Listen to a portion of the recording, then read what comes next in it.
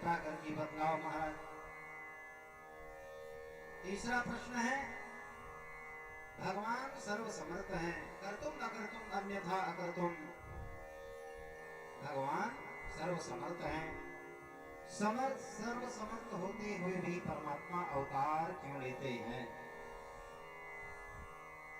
चौथा, अगर अवतार लेते हैं तो अवतार लेने का प्रयोजन और कितने अवतार हुए भगवान का। पांचवा, भगवान ने जब अवतार लिया तो किन किन अवतारों में भगवान ने कौन कौन सी लीलाएं प्रारंभ की।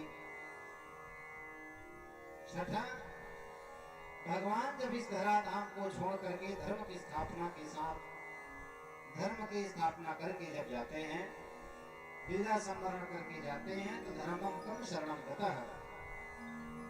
धर्मम कम शरणम गतः, धर्म किसके शरण में रहता है, किसके छत्र छाया में रहता है। धर्मम कम शरणम गतः। सूत जी प्रसन्न हो गए, सर्वप्रथम भगवान के अवतार के बारे में बताए भैया। भगवान के कितने अवतार होते हैं जानते हो?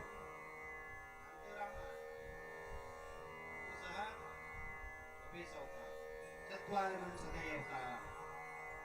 24 अवतार। 24 अवतार में सर्वप्रथम किनका अवतार हुआ? देव कौमारं सर्वमस्थितः